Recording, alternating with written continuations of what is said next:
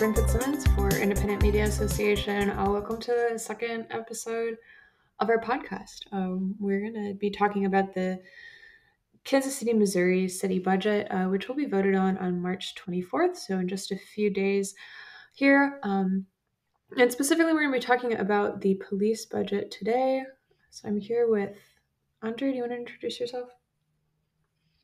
Yeah, I'm Andrei Stoica, managing editor of Independent Media Association and a reporter here on the ground in Kansas City, Missouri. And I've followed a few different stories that I've been involved in policing and budget here in Kansas City, and we're going to talk a little bit about that. Excellent. So overall, the police budget this year, or for the upcoming fiscal year, the request is for about 8 million more than last year. So it's $269,133,768, which is up from $261,207,973 last year. This will include a number of raises in various categories, including increases in personnel costs of $446,000 for additional funding for raises in hazard pay, $270,000 for vehicle maintenance, increased by $1 million for motor vehicles. And the way that this has been framed in the transmittal letter, Andrei, I think you have that, right? Yeah, I do actually. I have it right in front of me, and essentially it states that the budget for the Kansas City Police Department increases by 7.9 million, which is 3%, to a total submitted budget of 269 million. That includes personnel costs that increase 5.2 million, primarily driven by 4 million dedicated to the American Rescue Plan. That apparently is allocated for hazard pay and raises for the Kansas City Police Department staff. Um, they're also looking for funding for hazard pay from the state to allow flexibility in the budget. And then also adds $500,000 for enhanced security in the 18th and Vine district. Also, a community policing and prevention fund is added to the budget as well. And it, let's see, included in the fund is the city's funding above 1/5 of general revenue as outlined in the revised statutes. And it also states that the city intends on working with the Board of Police Commissioners on a formal agreement of community outreach and violence prevention in Kansas City. Um, and one thing that I want to touch on is that the rate of violent crime has actually been increasing alongside the budget over the last few years here in Kansas City. I believe over the last 3 to 4 years, they've both been on an upswing. Yeah, and this move toward community policing and the agreement that they reference in the transmittal letter is, of course, related to efforts that Mayor Quentin Lucas began last spring, following or after, importantly, after the passage of the budget, um, aiming to reallocate KCPD fund, or a portion of KCPD funding that would be the part of their funding that is above the sort of state minimum that the city has to fund. And saying that those dollars and actually additional dollars would be allocated to the police department as long as the police agreed to put those efforts towards sort of community policing and prevention programs. Um, the Board of Police Commissioners opted to take that to court, and the judge ruled in the BOPC's favor in that instance, not because, importantly, that was illegal for the city to do, but rather because they hadn't done it during part of the regular budget process. So this framing in the transmittal letter and the sort of moves being made in the budget in that regard are something that the mayor and others in the city council have said were coming for a long time. I don't know if you have more to say about that, although I do know that we'll be hearing from an interview you did in a little bit that will touch on that, I believe. Yeah, Cheryl Ferguson, actually, with ItsTime4Justice, who is a local organizer here who's been involved with um, essentially trying to bridge the gap between policing and the community here in Kansas City over the last 3 years plus. We actually talked a little bit about that in an interview alongside other things, actually including the DeValcanier trial that just wrapped up. Seeing as she was actually a close family member of Cameron Lamb, the victim who was shot by DeValcanier, um, which actually was a very historic moment for Kansas City, seeing as that was the first time an officer was indicted um, of shooting a civilian, on, essentially in a situation like this where they were found to be in the backyard without reason. And actually, I can probably explain a little bit more in a minute about it if we want to. Yeah, would you? Because I know, so part of the reason we're focusing on the police budget is because there's been so much activism around police in Kansas City in the last several years, but especially in the last year with this trial and then several other officer-involved shootings. So, Yeah. would you sort of people up on what happened with that case? Yeah, actually, that case essentially went to trial. I believe about almost 2 months ago, and the trial was about 5 days long. And both sides obviously presented their evidence and so forth. The case itself involved Eric DeValcanier, who was a police officer here in Kansas City, Missouri, who initiated a pursuit without any um, probable cause. And actually responded to a pursuit, if I remember right. So actually, he didn't escalate the pursuit, but he responded to a pursuit that actually was already de-escalated. Entered a property that he did not have a probable cause to enter, and his actions, within, I believe, 9 seconds of arriving on the property, resulted in the death of Cameron Lamb, who was shot and killed by the Valcanier. During the trial, his partner um, actually even contradicted some of the stuff that was brought up during the trial as evidence. For example, the Valcanier stated that he was worried that his partner's life was in danger. His partner himself said that he did not necessarily feel that he was in danger until the Valcanier actually fired. Um, but essentially, what the case boiled down to was the fact that the officers had no constitutional right to be on that property, essentially unidentified most for the most part. They did have, I believe, their vests on, but they were in off-duty clothes. And even discussions of whether or not those officers were even supposed to respond to that in the first place were brought up during the trial. But again, the judge found at the very end that the Falconeer's actions resulted in the death of Cameron Lamb, and the Falconeer was charged with manslaughter, I believe, and armed criminal action. Yeah, and so I know Devil was recently sentenced to, I believe it was a 6 year and a 3 year uh, term in prison to be served concurrently, so a total of 6 years.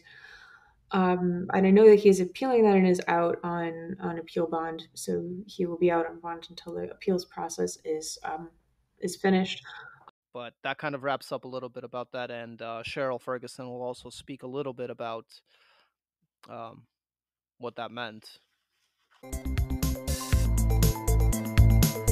Okay, thank you, Andre, and I'm glad to have the opportunity just to discuss the things that are going on here in an uninterrupted and unduly edited. I know that you'll probably have to edit based on podcasts, but the sad part about our news here locally is that they edit so much out that the true story never gets out about the things that are going on. It's Time for Justice is basically, I like the play on words. I initially started working with a handful of people that we were calling ourselves Police the Police. We had actually already started an action of doing something before George Floyd was killed. And that was more so because of the nature of how Terrence Bridges was killed. And more importantly to me and close to my heart was Cameron Lamb. Cameron Lamb was my daughter's first love. She still is struggling with his murder. And for the most part, I have to stay hands off in discussing it because she's not even strong enough to take talking about it at this point in time. Um, it's just sad that we have. I felt myself that what I wanted It's Time for Justice to do was to bridge that gap, because when it first started, I actually reached out to the NAACP. They basically told me they don't handle matters such as this, which I was like, well, I thought that's what you guys started for. But at any rate, um, I wanted to make sure that there was a bridge to gap those people that have been impacted by evilness in our police force, and those entities that can help to try and make a difference. So that's pretty much where we started. But then, becoming aware of the FOP contract, we have diverted to working on that as a resource, as well as still just changing policies and procedures altogether. We actually, about at the same time that the um, Urban League had sent out a letter to the I'm trying to think of the name of them. What is the name of those people? The DOJ. Sorry, the DOJ. Yes, so we about at the same time had done the same thing, sent out a letter, advising of their practices and policies and procedures, and how they are unfair in how we are treated in the urban core. So we've been working on that as well, and understand that all these things are long-term goals, but if we don't start somewhere, we'll never get anywhere. Let's talk a little bit about the situation of police in Kansas City, since you talked about the FOP, which is Hmm. the Fraternal Order of Police, the local police union, essentially here in Kansas City, and some of the things that you'd like to see changed. Can you talk a little bit more about just the general situation of police that concerns you, and the FOP's involvement in it as well? So it's funny to have that conversation, because depending on who you are and what area you live in town, you have a completely different view. Um, we already known of having the errors of the blockades, of the redlining that has kept, for the most part, the disenfranchised uh, citizens of Kansas City in an area that has lack of resources. And people so much, especially the media, will tend to shine light on the violence that happens. But what they don't dig deeper in finding is that these violences that we're having, with our high murder rate, us ranking so low in the police, accountability projects and things of that nature, we rank so low as far as an effective police force because of that. And there has to be something that's done to change that. It has to be come to where those people that are not in the urban core will become compassionate enough to not just blindly back the blue, which is what I'm seeing happening today. And one of the things that the mayor, Quentin Lucas, actually did recently was try to put more control of the budget, from policing to community approaches, and he was met with resistance.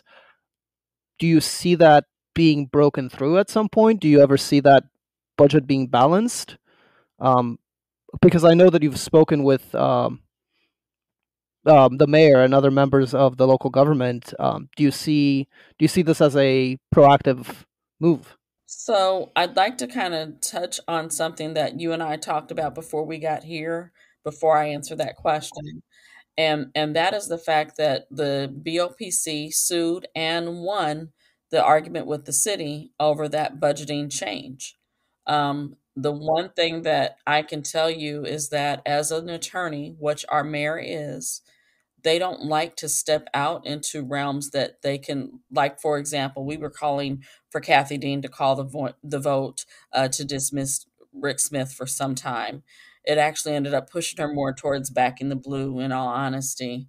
And with that, as an attorney, you don't want to have anything show that you've lost, including if it's acting as mayor. So even though that was lost, I still count it as a win. And in speaking with him, he counts it as a win as well, because it set a precedent. They didn't say that it was illegal for him to do that, or the city to do that.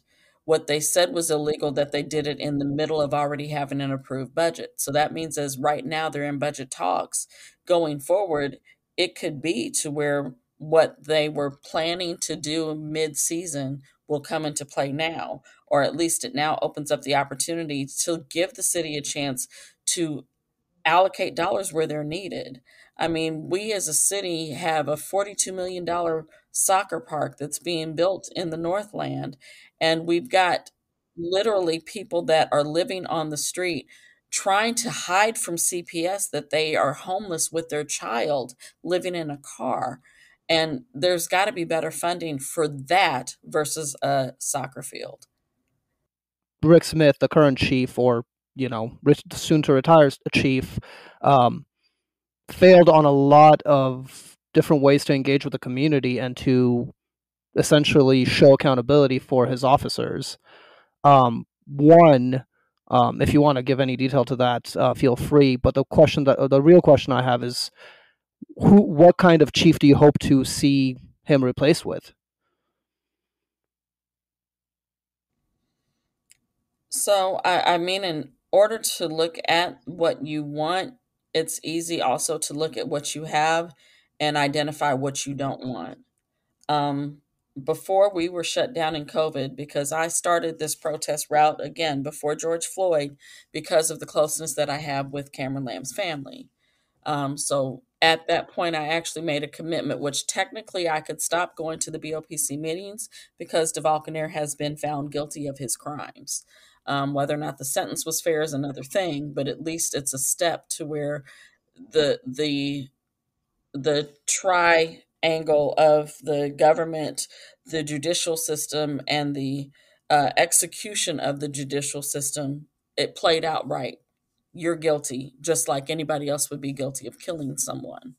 But in that realm, as far as stepping out there in March, I believe it was, of 2020, I actually told him in a BLPC meeting that he was incompetent because he has been sending officers that have killed a citizen back out onto the streets 9 days or within 9 days of them murdering someone.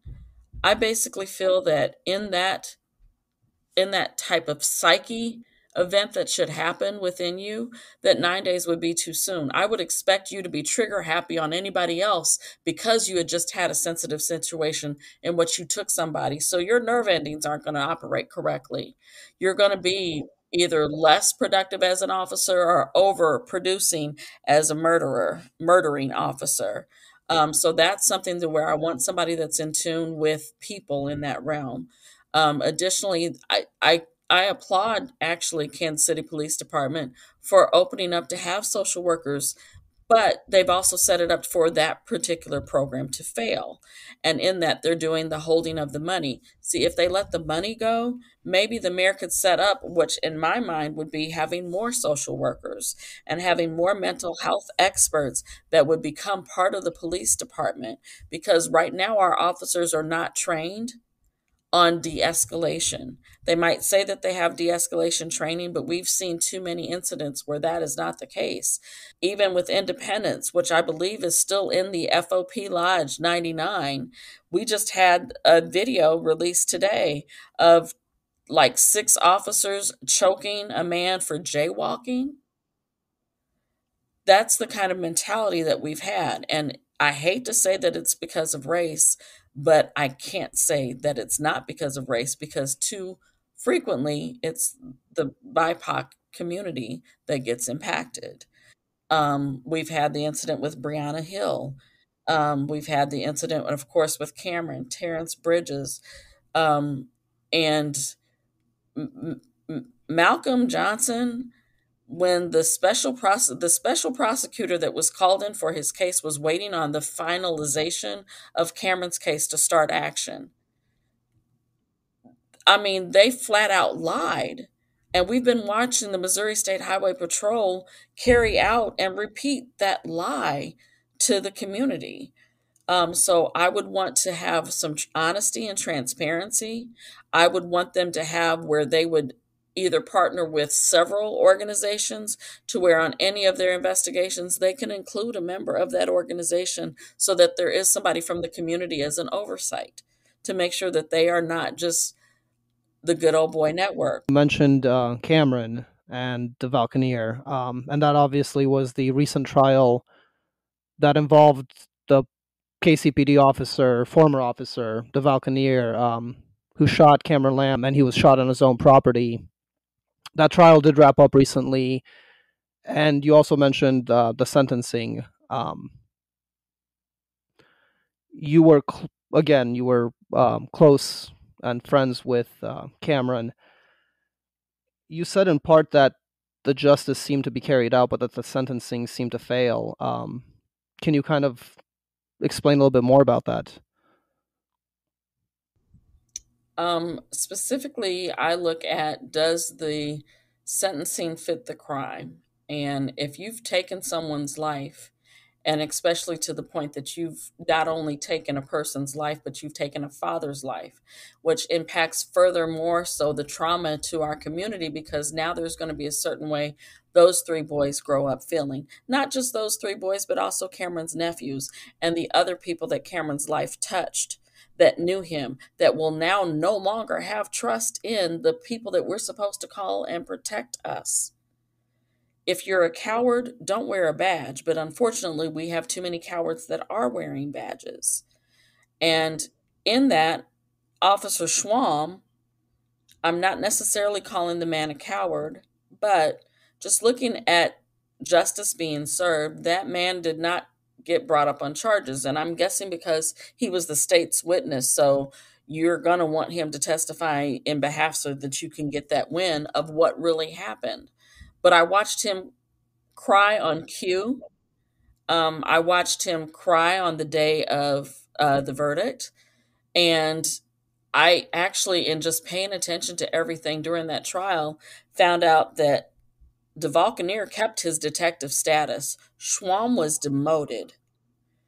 The officer that stepped on the gun that left a footprint, which was something that came up, and the thought of that they planted evidence, the officer that did that, they had to bring in to testify because he is now part of ATF in California. That seems like you got quite a bump up. Um, I'm looking at just society as a whole, and there is a truck driver, and I can't even remember the specifics of this truck driver, but he had an accident that ended up killing people on the highway. Should he be punished for that? Yes. Should he get sentenced to more than 100 years? Are you crazy?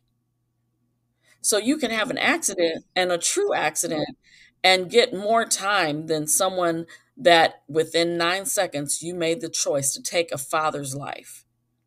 Do you think that there will be a chance for Kansas City to have real change in the police without local control? And do you think there's a path to that? Actually, the governor would only have a veto power over that. It really comes down to the state representatives and the House for Missouri of making that change. Now they made it already for St. Louis, and there's talk about St. Louis needs to go back. But the truth of the matter is this: you in the two largest Democratic cities in this state, because the rest of the state is Republican, and we are aware as trials have come out that a lot of those Republicans were at the Capitol on January 6th of last year. Um, so with having that kind of mentality, it's going to be hard pressed for us to get a fairness in policing when we're being governed by somebody that has an other alternative to what they view that Black people should be treated as.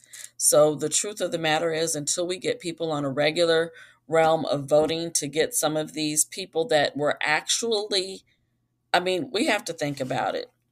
The 1960s is when I was born, and Martin Luther King was killed the year after I was born.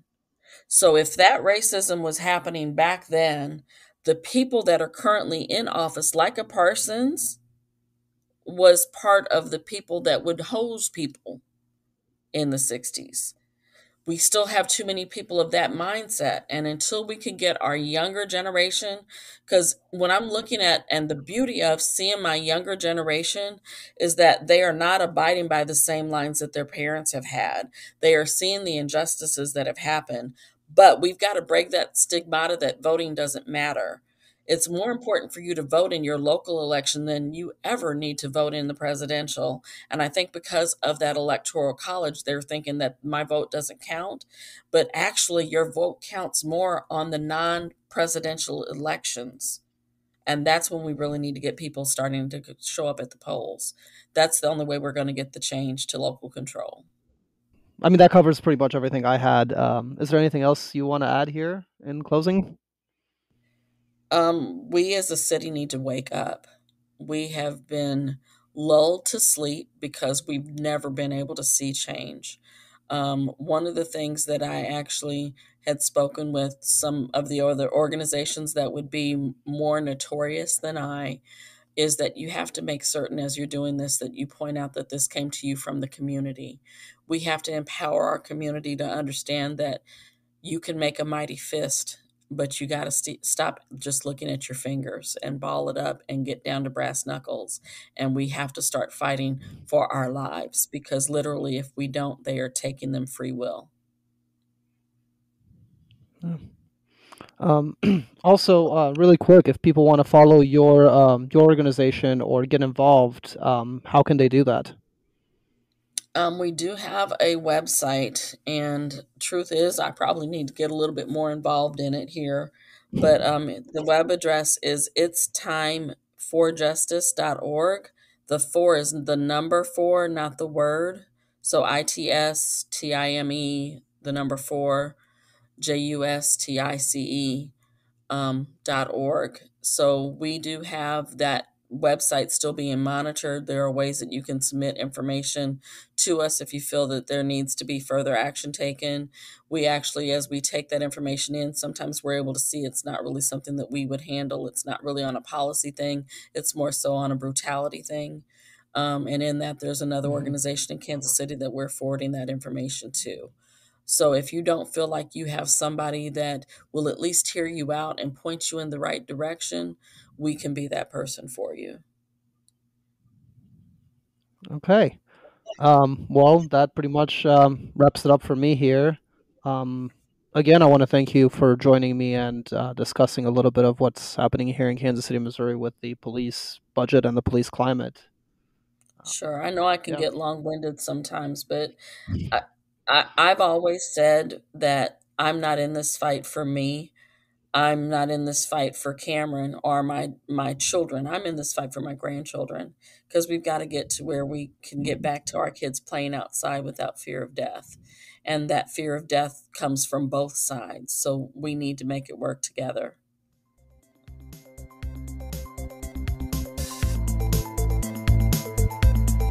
Okay, so we're back, and as you've heard from the previous interview with Cheryl Ferguson, obviously the climate in Kansas City concerning the police is very dynamic and changing. And right now, with the budget kind of being the immediate focus, there are a few other things that are going on. Kind of like we talked about, obviously the developments in the DeValcanier case, but also a little bit about the upcoming opening for the police chief in the Kansas City, Missouri area. Yeah, and I know there was also a recent settlement. Is that correct? Yeah, actually, this is something that kind of comes back to, again, the budget and the police climate in Kansas City. And this was a $900,000 settlement that was actually given to a teenager, a 15-year-old, and his family. And this was a um, black teenager who was unjustly arrested, falsely arrested, wrongfully arrested, actually. And this arrest took back in 2017, and the settlement just was issued, I believe, in February, at the end of February. And that settlement resulted in $900,000. Yeah, about 6 years ago. So that settlement was essentially divided in $458,000 for his lawyer, and the rest going to him and for compensation and damages. So again, that obviously is part of the budget discussion and where the money is actually going in Yeah, and Kansas that's been City. part of the discussions in the Board of Police Commissioners meetings, including Mayor Lucas in sort of talking about what the city really wanted to see in terms of an agreement with the BOPC, right, that we heard about in that transmittal letter. Him also talking about wanting to sort of see measures taken to ensure that when the city is giving funding to KCPD, that is going towards things like salaries and hiring and raises for officers, especially given KCPD's fairly consistent reports on lack of staffing or not having enough officers or not having enough raises, things like that, and therefore not being competitive in terms of salaries. And the mayor saying, well, where is that how the money is being prioritized? Could we perhaps be spending less money in lawsuits, for example? Obviously, that's not specifically discussed in the transmittal letter, but that has been discussed in Board of Police Commissioners meetings, even as recently as this year, as 2022. And this issue of sort of accountability and then measures of success, right? So how do we know that the police department is, when they're asking for more money, and importantly, right, this is the police budget is the largest governmental activities budget line item in the budget. In previous years, right, the police budget is often the next largest budget item after like water. And so when we're talking about measures of success, that's also a part of the budget, is being able to sort of justify how is this money being spent. And so what we're going to cut to next is a brief interview I did with another member of ItsTime4Justice, Anna Stoica, who is a researcher with them. And she's been, as ItsTime4Justice is sort of working on these issues around sort of accountability and transparency, as well as shifting conversations and around police department. She's been looking at the data around some of the ways that we measure success, and specifically she's focused on something I think we hear across a number of conversations in Kansas City is really important to people, which is the homicide rate, which we know has been going up for the last several years. The pandemic certainly didn't help that. Homicide rates were up across the nation, but have continued to climb in Kansas City even this year already. And so she's looking at the data around how we're reporting homicide clearance rates, and importantly, sort of clearance rates,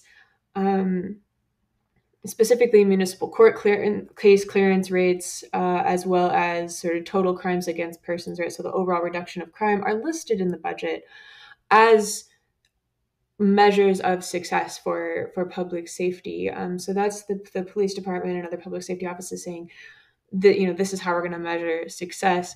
And Anna has some interesting context to what that looks like, and also maybe what would need to happen for, as she'll discuss, the people of Kansas City to really be able to find accountability and any sort of level of trust in this data.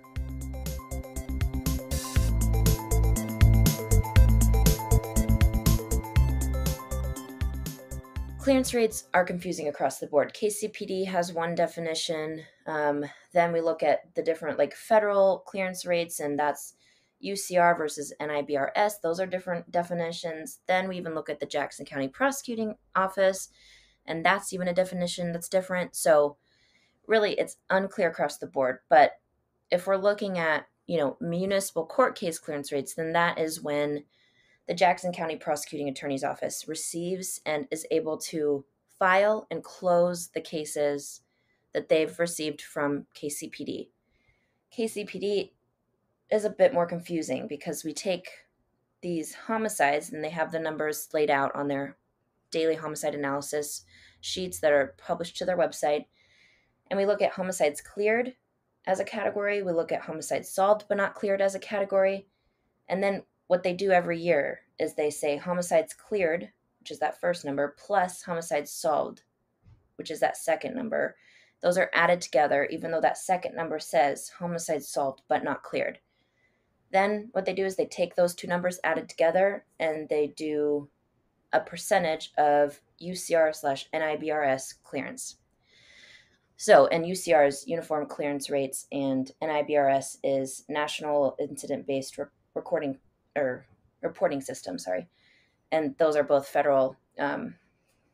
Those are federal programs that, by the way, Missouri is not required to or mandated to report to. But this kind of messes up our numbers. So it looks like they have, it could look like one year they have a 58% clearance rate, but really if you're like looking at it, it's more like a 20% clearance rate. So that's the first confusing part. I understand the idea of making it a measure of success based on municipal court case clearance rates, because that's a little bit clearer. That really takes us towards the Jackson County Prosecuting Attorney's Office. But when we're looking at like public safety altogether, there is not that when we talk about KCPD and what they're actually doing to quote unquote like solve or clear cases that involve homicide, which is our biggest issue of public safety. Mhm.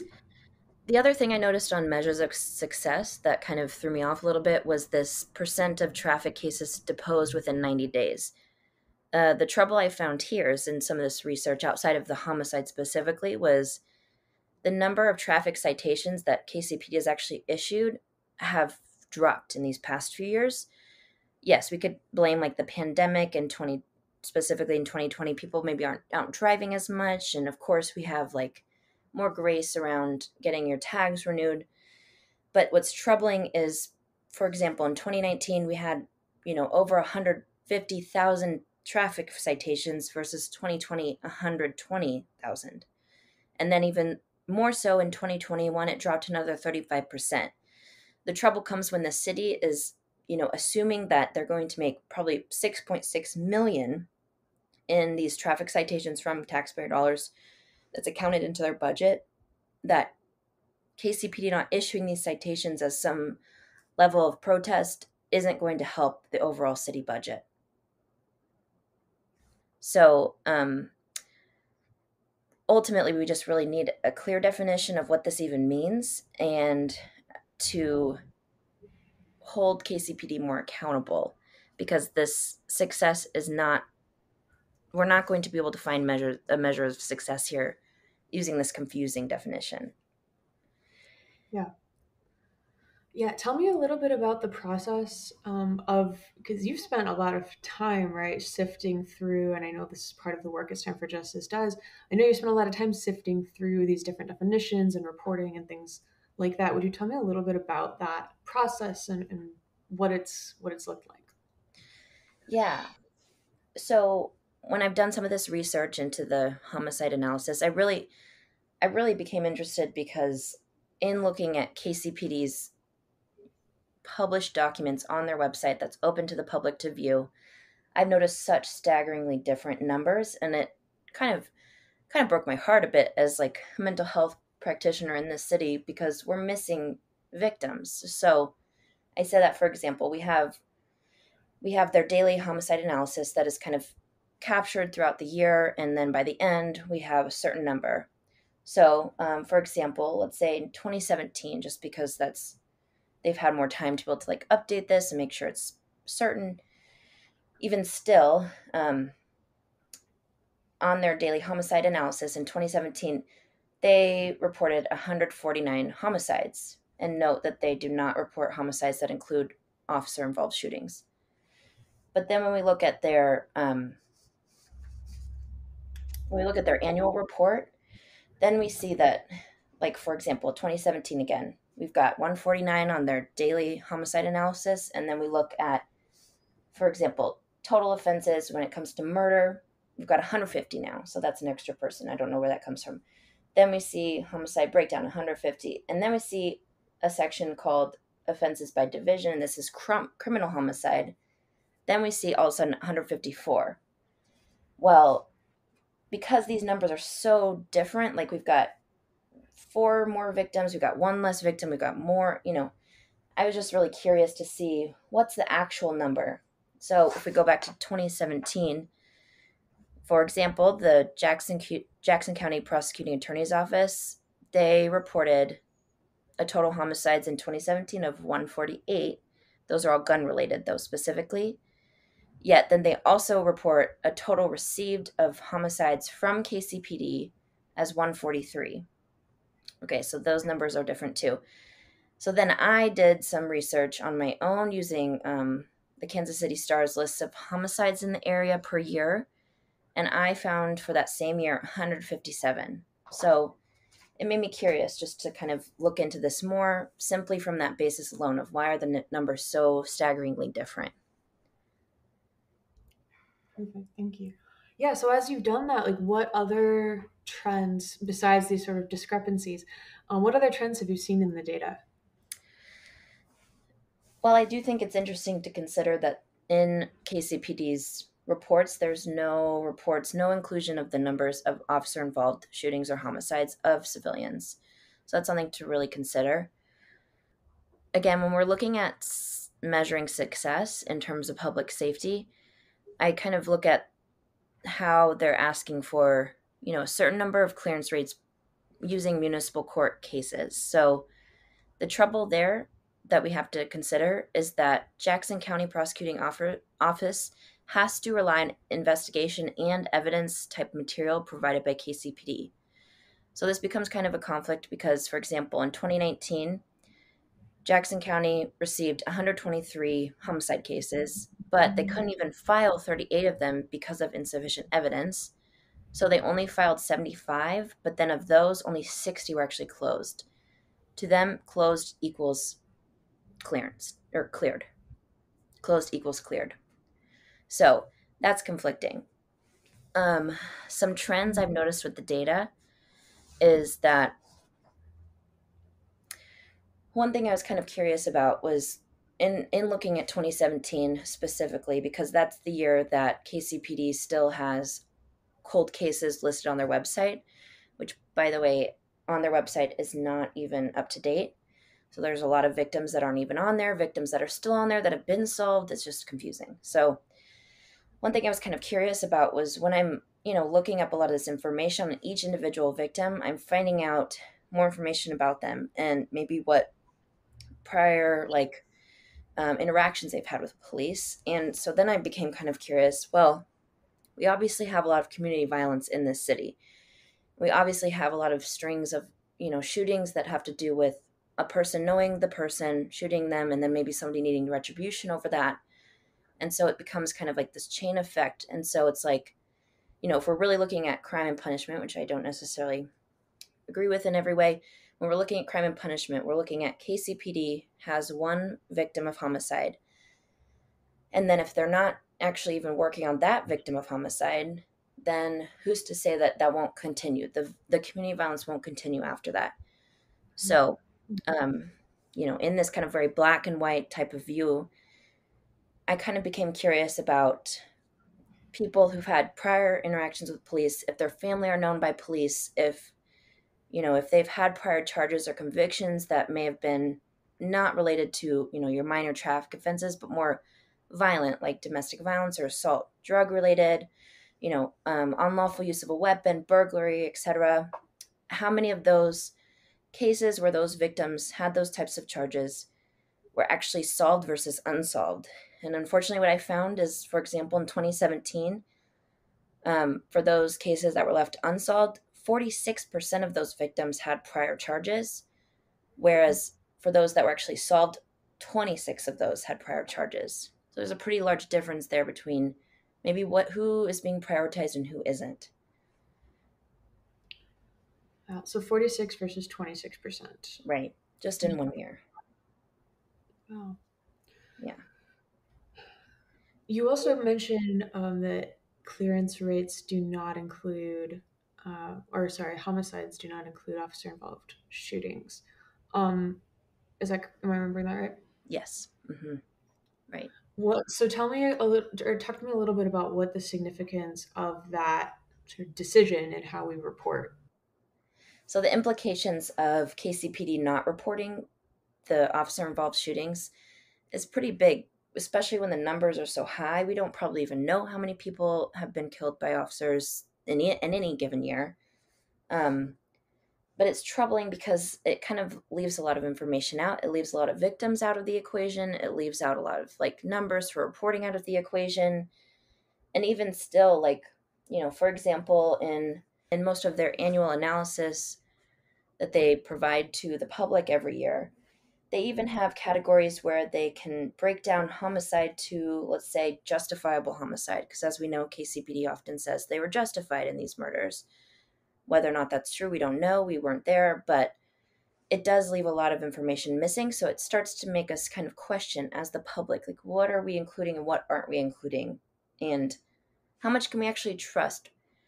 Particularly when we know that the only way we can gain accountability is through our city officials who are there to represent their constituents. And I can appreciate, like the mayor and the city, they're trying to gain as much, accountability that they can from the police department when we don't have local control, when it's run like a rural police department, even though we're in a big city. And their attempts in the past year or two to reallocate some of the budget has been, smacked down by the Board of Police Commissioners, calling it defunding. Like, when we're actually looking at what the city's actual proposal is, it's really about hiring more officers, pay increases, which I can appreciate, but adding more to what we already have within the KCPD budget.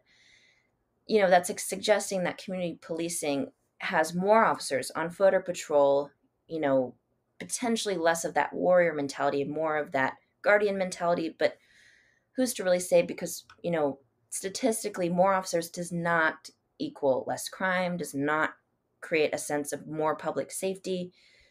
If anything, what it does do is it could increase crime. That's just what we see statistically. So what it seems like success could be is maybe just different forms of public safety that maybe we wouldn't consider otherwise. And yes, I understand the city is kind of at a loss here. We have no local control. We have no say over what our money, the taxpayers' money, is being used for. But there are all sorts of options that we could have. Like, if we were to, alternate between go from community policing and try back towards our violence interrupters that we had seen with Aim for Peace locally, we might see something like in St. Louis, a similar program, 25% reduction of potential homicides because of their individuals that have been trained, and they go out and they reduce these conflicts by being there on site in the moment. That's an option.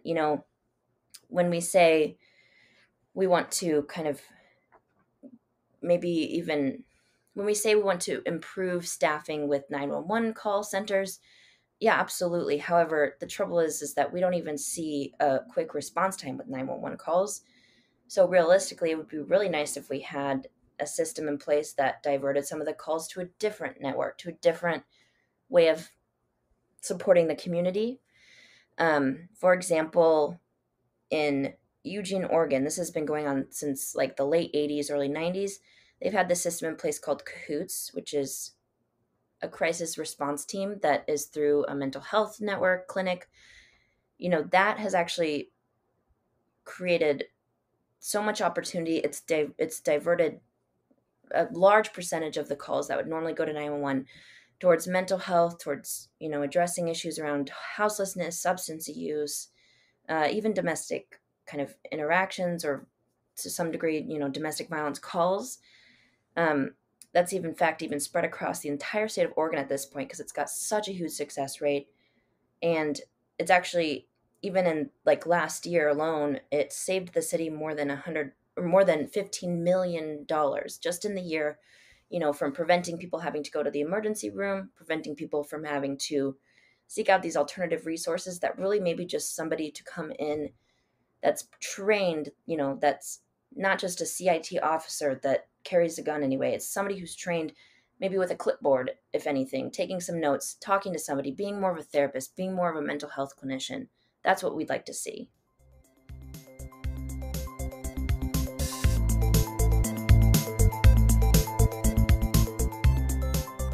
Yeah, so that was Anna Stomach with It's Time for Justice. And as she said, this a lot of these investigations and accountability discussions are sort of part of their ongoing work. Their website is ItsTime4Justice, so it's time number 4justice.org. We will link that in the show notes.